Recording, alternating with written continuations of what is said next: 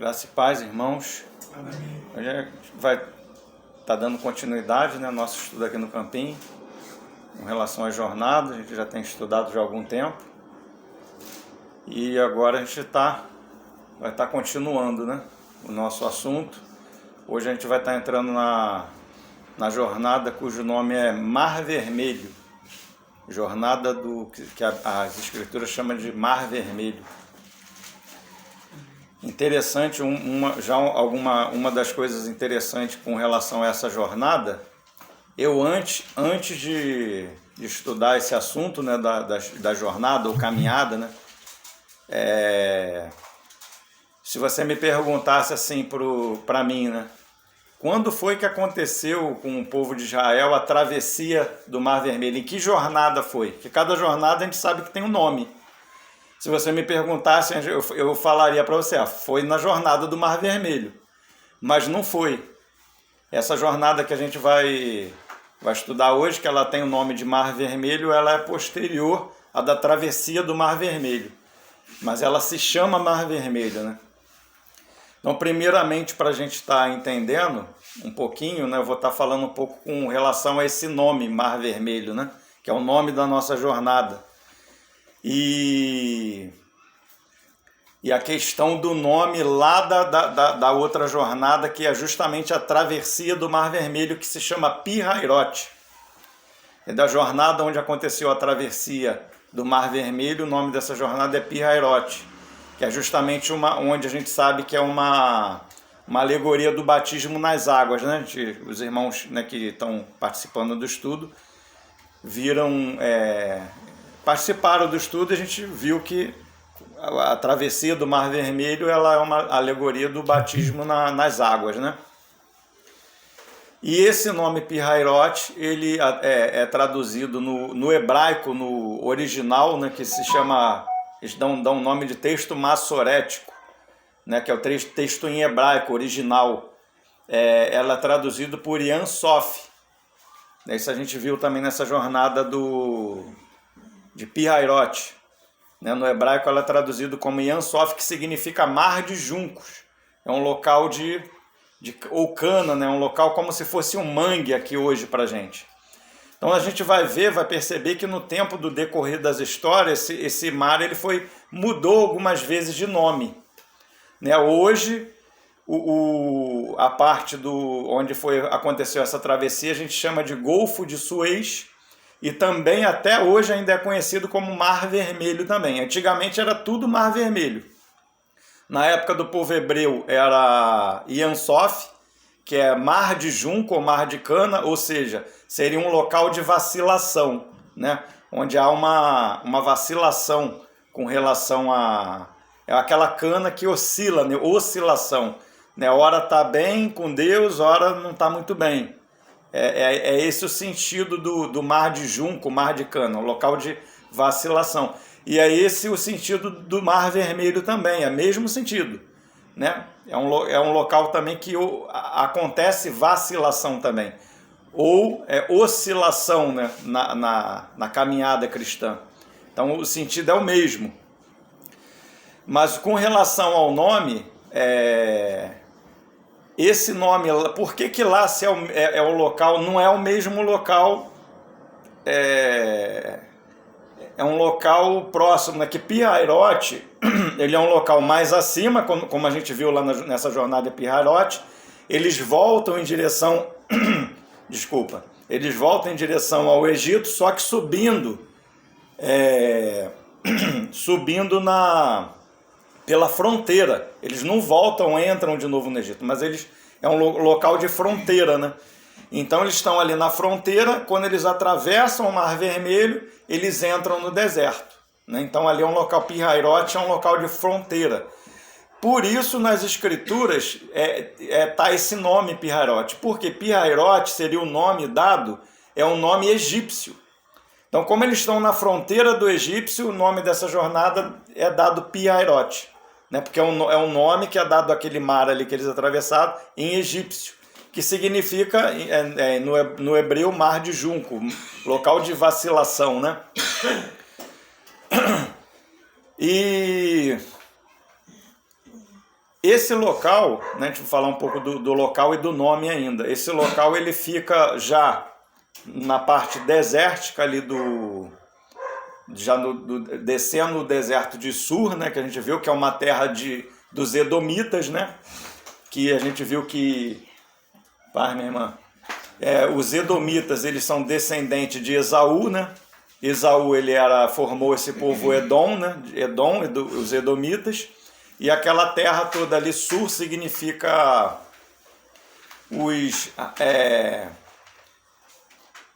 aquele povo que peregrinava ali, né, que os pastores edomitas, né, que apacentavam os rebanhos dele ali naquela localidade ali.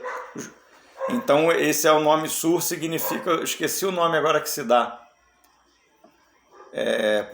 esse povo, esqueci, mas nesse outro, no estudo anterior comenta o nome. Então esse povo ali, essa parte ali do sul de Israel toda, ela era dominada primeiramente pelos edomitas, né? Até de Israel ali quase até o Sinai ali. Então Edom mesmo, o Monte Seir, onde ele começou, era lá pro lado direito, né? Então, mas toda aquela região ali até o Mar Vermelho, ali até a fronteira com o Egito, era dominado pelos edomitas, né? Então vai ter muito a ver esses nomes com Esaú, com os edomitas, né? Então essa jornada ela se dá, que é chamada Mar Vermelho, se eles saem de Elim, né, que é a jornada anterior que nós estudamos, que dá-se o nome de Elim, que a gente viu que é uma ilustração do ministério da Nova Aliança, né? Dos apóstolos, pastores, mestres, evangelistas, né? Então isso aí a gente estudou da vez passada. E eles saem agora de Elim e eles se aproximam em direção ao Mar Vermelho. Não atravessam o Mar Vermelho, eles atravessam o Mar Vermelho em Pi-Hairote. Ali eles ficam junto ao Mar Vermelho, né? Então essa localização onde eles ficam ali no Mar Vermelho é ao norte, segundo os irmãos, né, que estudaram mais profundamente isso. Essa região ela fica ao norte da Etiópia, que também na Septuaginta, quando traduziram o grego, o hebraico para o grego, na Septuaginta, que foi traduzido do hebraico para o grego, as 70, né, creio que os irmãos conhecem essa história, na época do que a Grécia dominou, né, que os gregos dominaram, né? E no grego eles mudaram o nome para Talas Eritran, que significa também Mar da Eritreia. Então diz que lá ao norte da Etiópia até hoje existe um país lá com o nome desse país é Eritreia. Então isso também, aí no grego a gente vê que foi mudando o nome, né? No Egito, Pi-Hairote, para o hebraico Yansof, que é Mar de Junco, né? Chega ali nessa época ali, dá-se o nome na época dos gregos de Mar Talas Eritran, no grego, que se traduz também para Mar da Eritreia. E existe o nome também de Mar de Edom, nessa região, Mar de Edom, que é daí que vem o nome de Mar Vermelho, porque Edom significa vermelho, que Esaú ele era avermelhado, ele era ruivo, né? Então é daí que vem o nome Mar Vermelho, né? Esaú ele era Edom, né? Ele era ruivo, e por isso foi chamado de Edom, né? Os edomitas eles eram avermelhados, né? Tipo ruivo hoje, e colocaram o nome, alguns povos veio vindo o nome desse povo até chegar Mar Vermelho, ou Mar de Edom, e de Mar de Edom, Mar Vermelho, né? Daí veio o nome. E essa jornada ela tem a peculiaridade que é o silêncio de Deus. Nessa jornada Deus não fala, né? Queria ir com os irmãos lá no texto de Números 30, né, que é o nosso texto base, Números 33, Números 33, 10. Esse é o nosso texto base aqui que vai falar dessa jornada. Números 33, 10. E partiram de Elim e acamparam-se junto ao Mar Vermelho, Né? Só isso aí que fala. Partiram de Elim e acamparam-se junto ao Mar Vermelho. Né? Então, quando a gente vai para Êxodo, que dá continuidade ali das jornadas, a gente vai ver que lá em Êxodo ele não toca nesse nome, nessa jornada do Mar Vermelho. A gente só sabe que aconteceu essa jornada porque, né, o Senhor, pelo Espírito Santo, inspirou Moisés aqui, descreveu que entre Elim e o deserto de Sim existia essa estação do Mar Vermelho. Né? Então aqui em Números existe. Mas lá em Êxodo o Senhor omitiu, o Senhor calou, o Senhor não falou nada. Né? Vamos lá em Êxodo para a gente estar dando uma olhada nisso. Êxodo 15,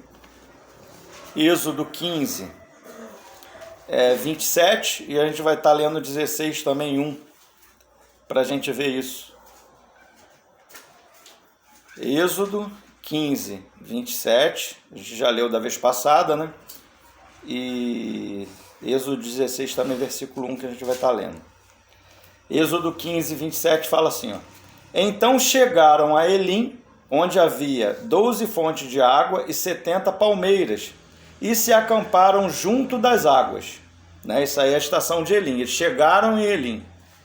Logo no 16, capítulo 16, versículo 1, vai falar: partiram de Elim. Então entraram em Elim, e agora no 16:1 eles saíram de Elim, né? Partiram de Elim. E toda a congregação dos filhos de Israel veio para o deserto de Sim. Né? Deserto de Sim será a próxima estação que a gente vai estar estudando. Então a gente já vê aqui que em Êxodo, essa estação do Mar Vermelho, ela está omitida, ela está oculta, né? O Senhor não comenta nada sobre ela. O Senhor fica em silêncio com relação a essa jornada. Mas a gente só sabe que ela aconteceu quando a gente vê lá em Números, né, que são a sequência da jornada. A gente vê que entre Elim e entre Sim aconteceu uma estação, né, que é essa estação do Mar Vermelho. Então o Senhor, ele se calou, né? Então o que a gente vai estar vendo agora, o que o Senhor quis nos falar com esse silêncio dele, né? A gente vai estar observando algumas coisas, né, que o Senhor, ele quis que cada um de nós soubéssemos que existe uma experiência espiritual, né? Está falando de uma experiência espiritual entre Elim e o deserto de Sim, mas o Senhor não quis falar muito sobre ela. Né? Uma das primeiras lições que a gente vê aí é que, quando a gente vê aqui em Êxodo 16:1, é que a vontade do Senhor, né? O Senhor colocou a sua vontade pelo Espírito Santo, que a vontade dele, que quando nós saiamos de Elim, é que nós cheguemos logo em Sim. Então essa jornada do Mar Vermelho foi uma jornada rápida, praticamente uma noite só. Eles chegaram lá, durou, vamos dizer, um dia, né? Mas entre chegar lá, passaram uma noite e de manhã já saíram. Então foi uma jornada que passaram rápido, né? Então o primeiro ensinamento que a gente tem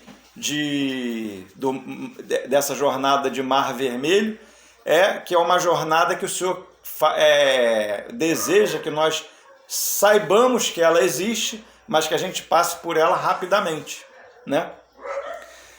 Então ela fica entre Elim e ela fica entre o deserto de Sim. Né? Então a gente vai ter que prestar atenção no que significa, né? A gente vai estar tocando agora, o que significa a nossa estadia em Elim. A gente vai tocar, lógico, a gente já estudou sobre isso, vai tocar rapidamente, e vamos tocar também panoramicamente o que significa espiritualmente o deserto de Sim, para a gente ter uma ideia do que é essa experiência espiritual do Mar Vermelho, né? Para a gente ter uma ideia. Então a gente já sabe que a experiência espiritual de Elim é você estar debaixo, né, do ministério da nova aliança, dos irmãos, do cuidado dos irmãos, né, dos apóstolos, do pastoreio dos irmãos, né, dos mestres, né, dos irmãos, do cuidado dos irmãos. Os irmãos, a Bíblia fala que o Senhor, ele deu homens dons para a igreja, né, como esses irmãos são como presente de Deus para a igreja. Amém.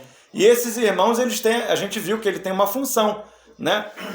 Não é, a gente viu na vez passada que não é algo que é definitivo, né? Então esse ministério, ele é até que todos cheguemos, né, à unidade da fé, né?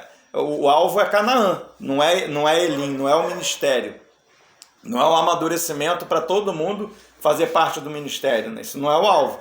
Mas a gente comentou que o ministério, ele é como se fosse um andaime na casa de Deus, né? Ele vai trabalhando, quando a obra está pronta, o andaime sai. Então isso aí já tem a ver com a nossa, né, o que a gente está começando a construir dessa jornada do Mar Vermelho. Então a gente vê que eu queria ler um texto com os irmãos também, que eu não li da vez passada, que fica em Cantares de Salomão 1, que vai dar uma passada rápida sobre todas as jornadas, mas no finalzinho lá a gente aprende alguma coisa assim com detalhe bem interessante com relação a isso.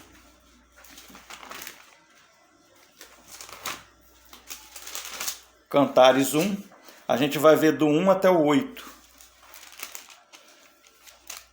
Nós só vamos passar panoramicamente, né? A gente vai ficar mais lá no 8 lá. A gente vai meditar um pouquinho mais no versículo 8. Cantares de Salomão, capítulo 1, do versículo 1 até o 8. Então fala assim, ó. Beija-me com os beijos da tua boca.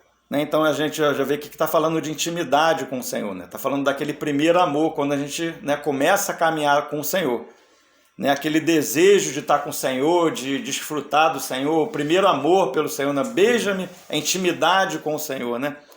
Beija-me com os beijos da tua boca, porque melhor é o teu amor do que o vinho, suave é o aroma dos seus ungüentos. Com unguento derramado é o teu nome. Por isso as donzelas te amam. Agora 4. Leva-me após ti, apressemo-nos, ó rei, me conduziu nas suas recâmaras. Leva-me após ti. Em algumas versões fala, e correremos após ti, né? Isso aqui já está falando de Sucote, né? Esse versículo aqui, ele equivale a Sucote. A gente viver aqui, mas como se nós não fôssemos daqui, né? Que a gente estudou de Sucote, né? Leva-me após ti. A gente está indo após o Senhor, não somos daqui. Somos peregrinos aqui, né? O nosso alvo é o Senhor. Então, esse versículo aqui é Sucote. Correremos após ti, né? Não temos morada fixa aqui nesse mundo. Em ti nos regozijaremos e nos alegraremos. Do teu amor nos lembraremos mais do que o vinho. Não é sem razão que te amam. 5. Eu estou morena e formosa, ó filhas de Jerusalém, como as tendas de Quedar, como as cortinas de Salomão. Então essa aqui já está falando de Pirairote, né? Então aqui a gente viu esse morena aqui, quer dizer que tem algum pecado ali, né? Esse morena queimada do sol, né? Tá falando do pecado. Com as cortinas, então isso é Pirairote, tá ali, né? Agora o Senhor vai passar pelas águas do Mar Vermelho, vai tratar com o pecado, né? E vai chegar do outro lado.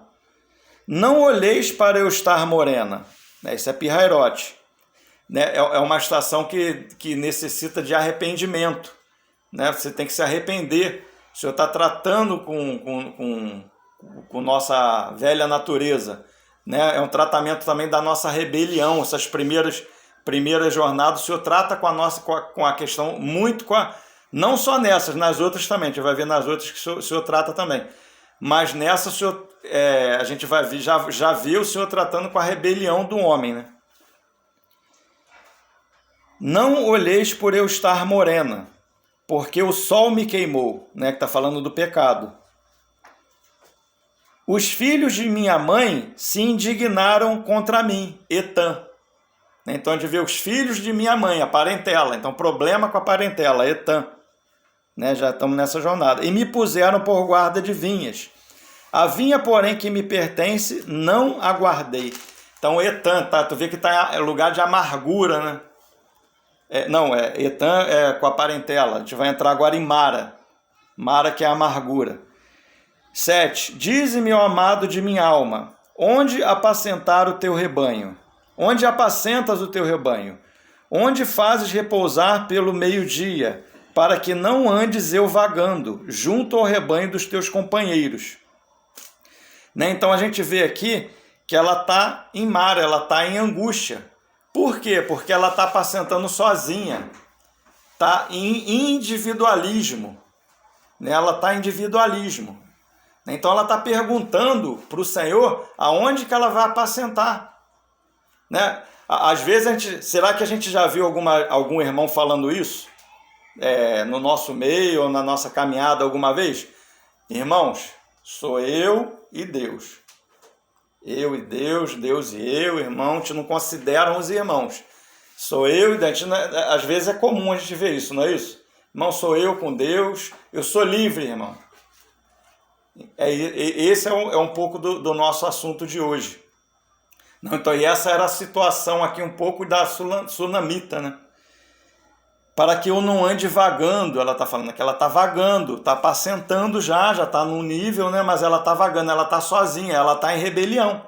E agora o Senhor vai dar, agora ela pergunta para o Senhor, que é só ela e Deus, ela não está considerando os irmãos, né? Então ela está em amargura. Então agora ela está perguntando isso para o Senhor, que é ela o Senhor e ela não ouve os irmãos. Né? Então agora o Senhor vai dar uma direção a ela aqui no 8. Se tu não sabes, ó mais formosa entre as mulheres. Então o Senhor vai falar com ela com todo amor, né? Ainda que ela está em rebelião, está no individualismo, né? Não considera o corpo, não considera os irmãos, mas mesmo assim o Senhor fala com ela com todo amor.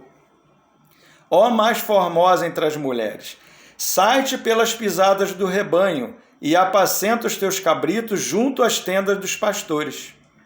Né? Então agora o Senhor mostra para ela Elim. O que o Senhor está mostrando para ela que é justamente Elim, é o ministério. Por que andas sozinha? Né? Por que você está aí, como ela fala aqui, vagando? Está vagando, está andando sozinha. Né? E o Senhor não quer que ande sozinho, o Senhor quer que ande na comunhão. O Senhor mostra a pegada das ovelhas. Sai-te pela pegada das ovelhas. Né? O Senhor está mostrando Elim para ela, é ali que os pastores estão apacentando. Está mostrando o ministério para ela. Então, vamos voltar lá para Êxodo. Êxodo 15. Êxodo 15 e Êxodo 15, os dois versículos que a gente leu, Êxodo 15, 27 e Êxodo 16, 1. Êxodo 15, 17 fala assim, ó, chegaram a Elim. E Êxodo 16, 1 fala assim, ó, partiram de Elim. Então eles chegaram em Elim e partiram de Elim. A gente sabe que chegar a Elim é você estar debaixo do ministério, do cuidado do ministério, não é isso? Quem estudou? Você está nos cuidados do ministério. É um tempo, né, de refrigério ali, de fortalecimento, porque depois você vai prosseguir pelo deserto. Né? Então, esse é o sentido de Elim, você, né, se fortalecer com cuidado dos irmãos, né, com o alimento dos irmãos, com o apacentamento, com o pasto, com a palavra. Então você vai se fortalecer ali, que depois tem uma caminhada à tua frente. Né? Então eles chegaram a Elim. Né? A gente vê que hoje tem irmãos que têm problema, tem irmãos hoje, ainda hoje, que eles até hoje não aprenderam a entrar em Elim, por conta da rebelião, por conta do ego. Então existe uma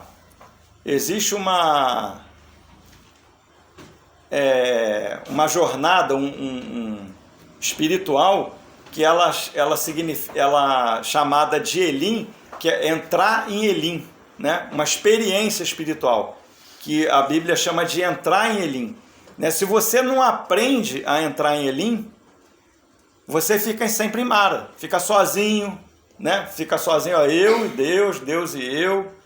Você fica em rebelião, fica individualista. Isso é você não aprendeu ainda, irmão que ainda não aprendeu, às vezes por conta de ego, um monte de problema, o irmão não aprendeu a entrar em Elim, né? Mas o Senhor, Ele quer que a gente entre em Elim, que a gente aprenda a entrar em Elim, que a gente ouça a palavra dos irmãos, mas não é uma condição para sempre. O Senhor, Ele também quer que a gente saia de Elim, não quer que a gente fique em Elim o resto da nossa vida. Então a gente vai ver que em 16:1, a parte A que fala, eles partiram de Elim, ou seja, saíram de Elim. Né? O Senhor deseja também que a gente saia de Elim. Mas o Senhor, Ele quer que a gente saia de Elim, mas que a gente chegue no deserto de Sim e siga até Canaã. Né? Então a gente também tem que aprender, para a gente chegar em Sim, no deserto de Sim, a gente tem que aprender a sair de Elim, né?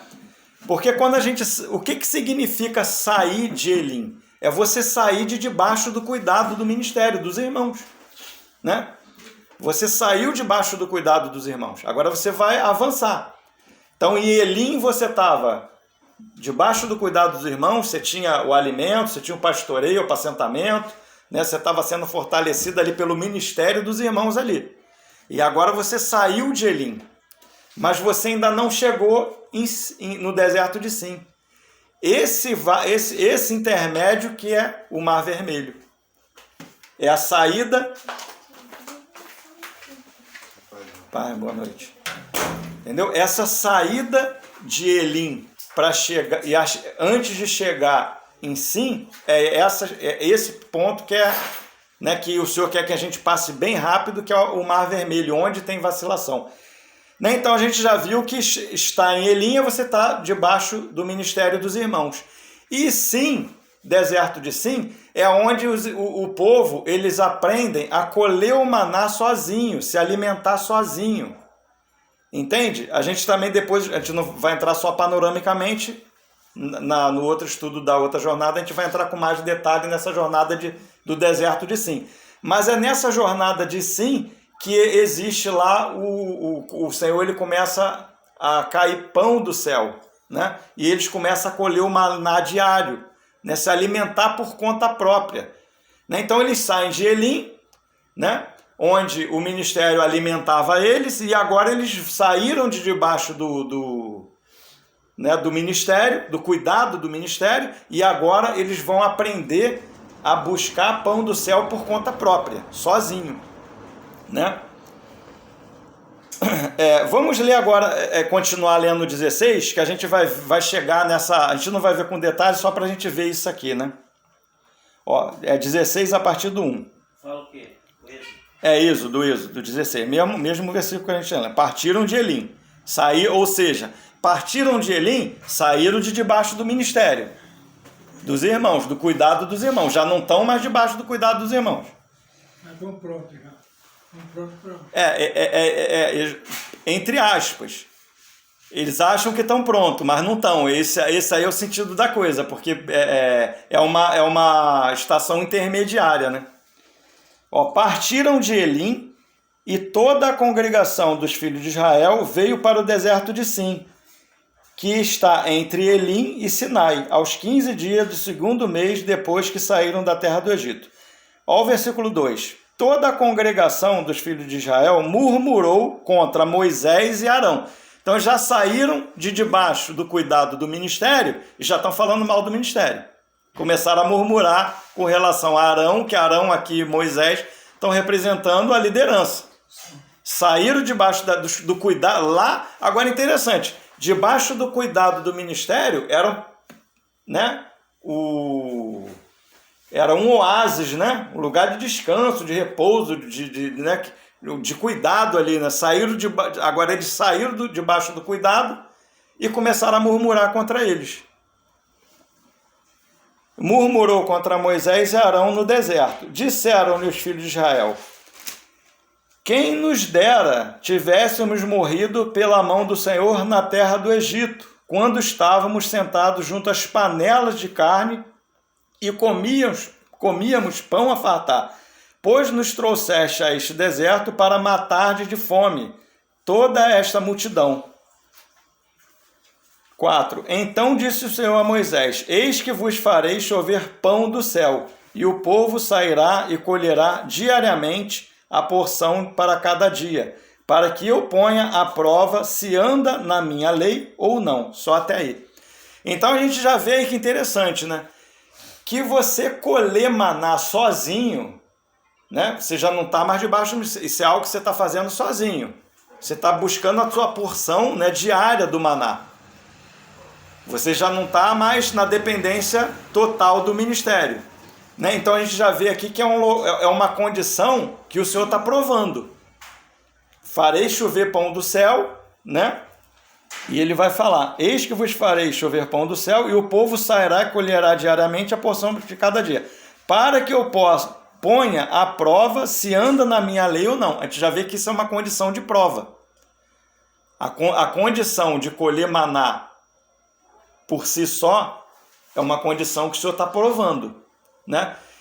Então, o que acontece? Quando a gente sai de debaixo do cuidado dos irmãos, que a gente começa a avançar, essa condição é uma condição da adolescência espiritual, né? Então, essas 6 primeiras jornadas que a gente leu, são 6 jornadas que elas falam da infância espiritual. Ou seja, quando o que a Bíblia chama de filhinhos, aqueles filhinhos, né? Então, da primeira de Ramsés até Elim, são as 6 jornadas que elas fazem parte da infância espiritual. E essa agora do Mar Vermelho em diante, as 12 seguidas agora, são 12, que elas vão falar da adolescência espiritual. Uma jornada, é o período que começa a adolescência espiritual. Ou seja, não é filhinho. Já saiu da condição de filhinho. Já saiu até debaixo do ministério. Mas ainda não chegou a ser adulto. Então é um período de intermediário. Já não é criança, é um período, como a gente está falando, de adolescência espiritual. Já não é criança, mas também não é adulto. Né? Ora age como adulto, mas ora age como criança. Às vezes acha que o pai está errado, não é assim?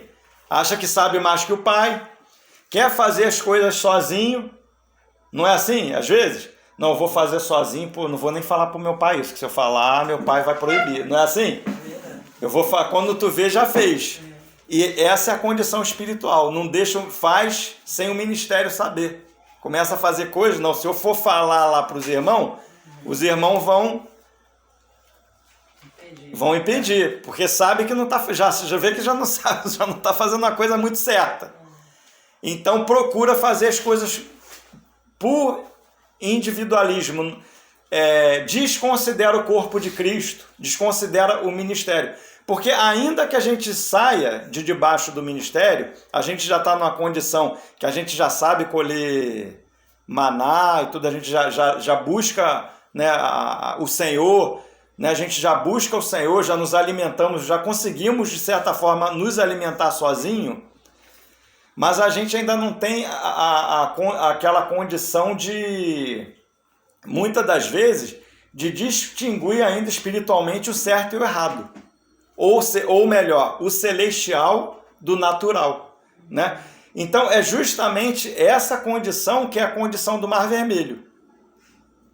Essa vacilação que a gente está comentando aqui do Mar Vermelho. Você colhe, você busca já o Senhor por conta própria, mas muitas das vezes que você está buscando não é celestial. É algo natural do homem mesmo. Por isso que o Senhor ele fica em silêncio com essa questão. Porque é uma estação que a gente não tem muito que aprender, porque é coisa humana. Entende? É coisa da carne do homem, não é do espírito.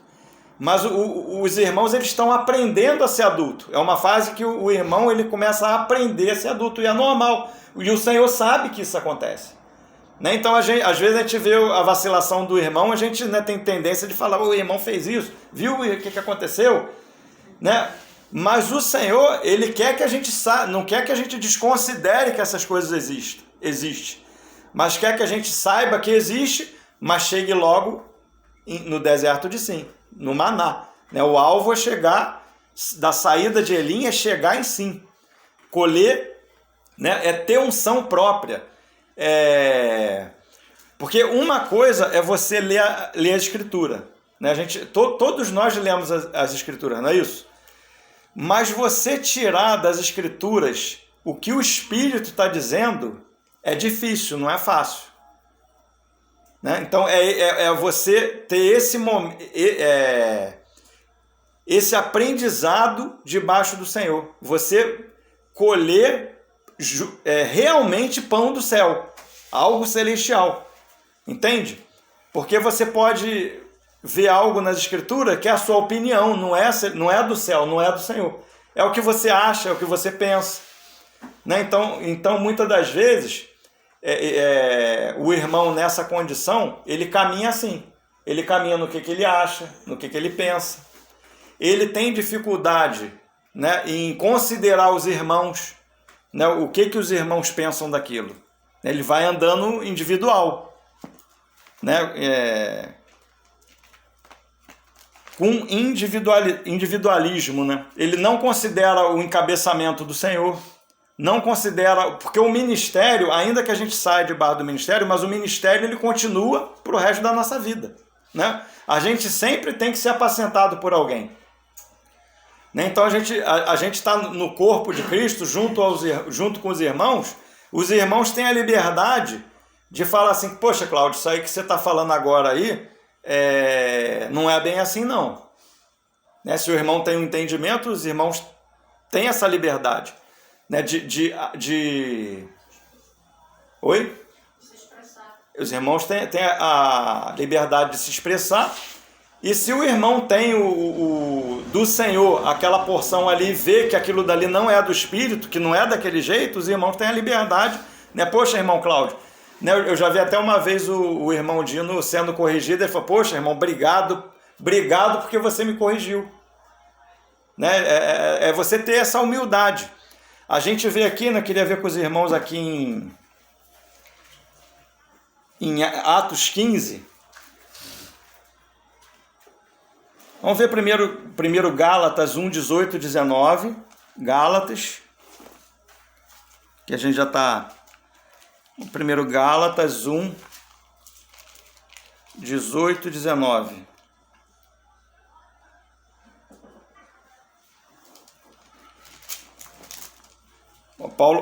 A atitude de Paulo, né?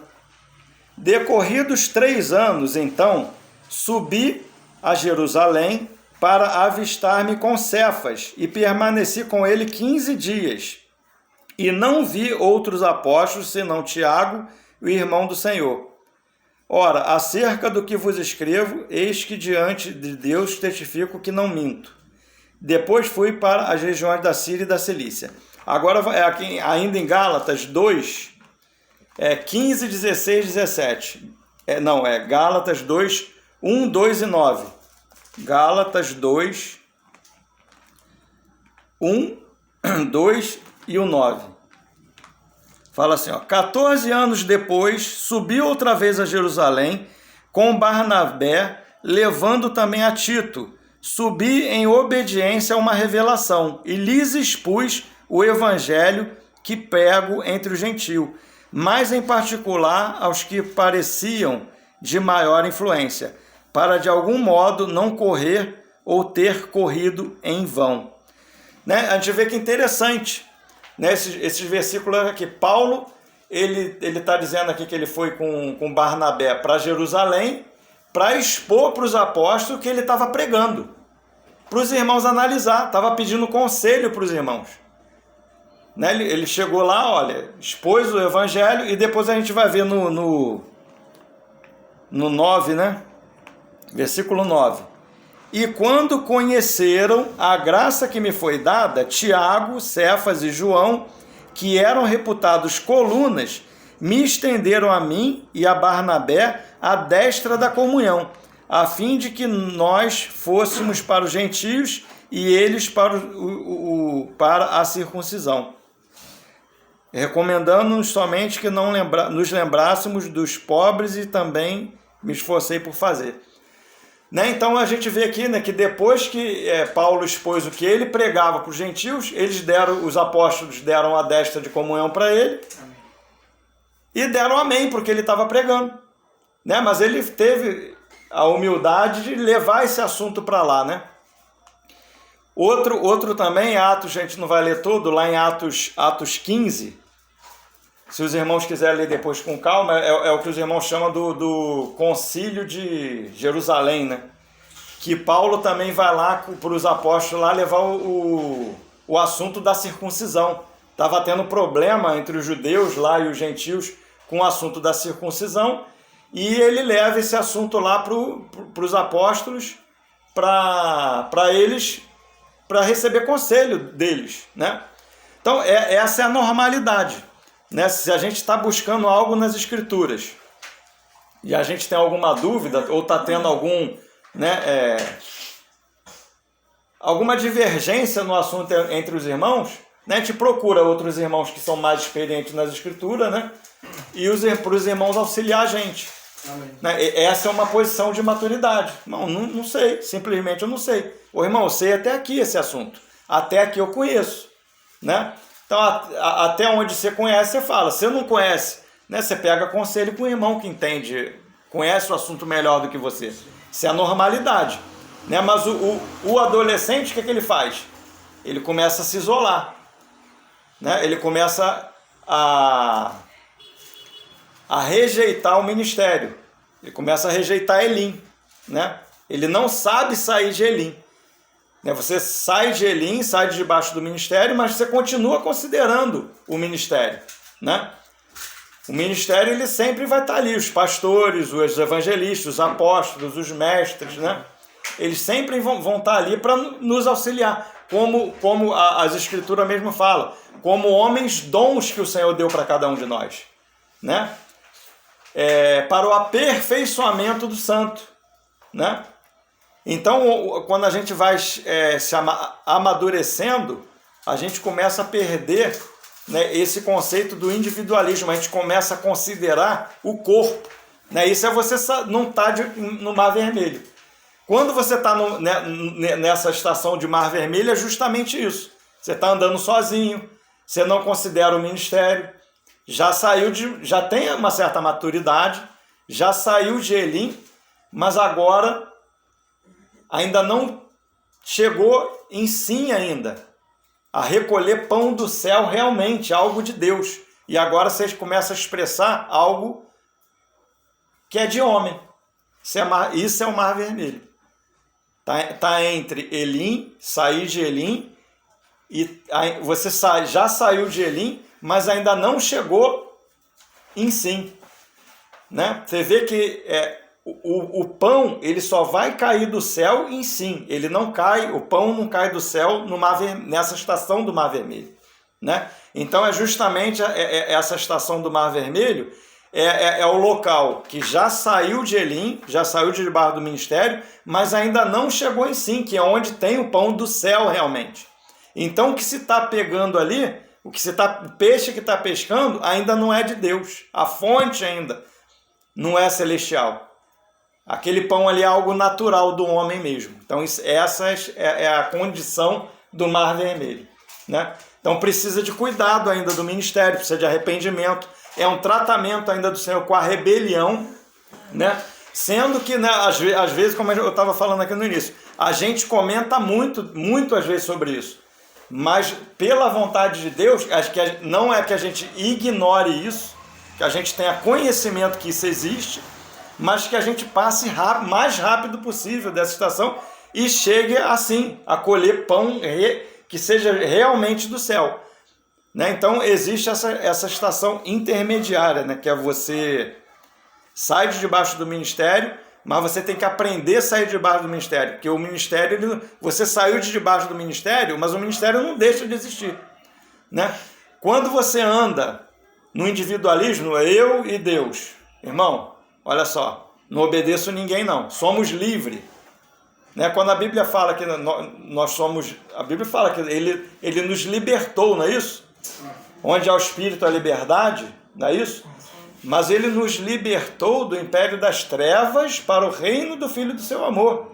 Né? E ele nos colocou no deserto, que é um ambiente hostil, não é um ambiente natural para o Filho de Deus caminhar. né? O deserto ele é um ambiente, a gente fala do habitat natural, né? Todo ser ele tem um habitat natural. Você pega um peixe, você tira da água, não vai ter problema. Então tudo que Deus criou tem o seu habitat natural. Então nós, como quando a gente aprende sucate, somos peregrinos nesse mundo, não somos daqui. Então significa quando o Senhor fala essa alegoria desse mundo como deserto, é que é um local que não é o nosso local, o nosso habitat natural, é um local hostil, não é o nosso local. Não, então, para a gente caminhar nesse ambiente, que é um ambiente espiritual, a gente tem que estar debaixo do Espírito, né? A gente tem que andar debaixo da nuvem, né? Da coluna de fogo e da nuvem, né? E existe esse período que o Senhor nos coloca debaixo do ministério, para que o ministério venha nos auxiliar nessa caminhada, né? Então existe um período também que a gente já está apto. O Senhor ele começa a tirar os andaimes. Agora a gente tem que aprender a andar sozinho. Porque o Senhor ele também não quer que a gente fique em Elim para o resto da vida. Existe, logicamente, né, o ministério, eu creio que tem esse problema, né? O ministério que Deus deu, ele é um ministério que ele foi feito por Deus para que ele seja bênção nas nossas vidas, né? Para que ele não seja... Deus não é algo permanente, não é isso? O alvo é Canaã, não é Elim, não é o ministério que é o alvo, né? Elim a gente já viu que é um andaime, mas às vezes a gente gosta tanto, isso aí é uma debilidade também, que precisa ser tratada. A gente gosta tanto da nossa função, né? Poxa, eu estou ensinando aqui na Praça Seca, agora de repente o Eduardo chegou aqui, eu vou ficar embarreirando o irmão, não vou deixar o irmão, mas esse é um problema, né? Isso aí você está... É justamente um dos problemas que a gente impede as novas gerações de vir. De outros. Oi? Como exemplo de outros, né? Impede as novas gerações de vir, entendeu? Então o espírito é que você, né? O ministério ele é para o aperfeiçoamento do santo, para o seu serviço, para que os irmãos funcionem, né? E os irmãos eles têm que avançar também, né? Os irmãos eles não podem ficar o resto da vida debaixo do ministério. Então os irmãos eles têm que crescer. A normalidade é essa. Então os irmãos também têm que querer crescer, né? Tem que ter esse sentimento de querer amadurecer no Senhor, de avançar, de buscar maná sozinho, por si só, pedir auxílio aos irmãos, e os irmãos também têm que estar, né? E os irmãos têm que ter a consciência que nem sempre também o que eles estão colhendo é celestial. Pedir conselho aos irmãos, né? A gente tem que ter esse coração também. Não, eu sou agora, já sei me virar sozinho, né? E agora, já que os irmãos não concordam muito comigo, por isso que acontece às vezes, o irmão sai, né, e abre outro ministério, o ministério dele mesmo, né, individual dele, o que ele pensa. Ele vai caminhar daquele jeito ali que ele pensa, sozinho, né? Rejeita o dom dos irmãos, né, que o Senhor colocou, né, sobre ele. Rejeita o ministério, então vai andar individualista, né? Irmão, Deus e eu, você e Deus, o outro irmão e Deus, cada um, né, chega aqui, reúne ali, não é assim que a gente vê? É comum até a gente ver isso no nosso meio, né? Mas isso aí é justamente essa parte do Mar Vermelho. Essa é a jornada do Mar Vermelho. A vacilação não é de Deus ainda. Deus quer que a gente conheça isso, saiba que isso existe, mas chegue logo no que é celestial. Sim, é onde cai o pão realmente do céu, né? Depois a gente vai falar com mais detalhe com relação a isso. Amém, irmãos? Eu vou estar parando por aqui e vou deixar os irmãos também. De repente o irmão viu algo que eu não vi, fazer um comentário ou fazer uma pergunta. Eu vou estar abrindo agora para os irmãos perguntarem se tiver alguma dúvida e acrescentar alguma coisa se tiver alguma coisa para acrescentar. Amém.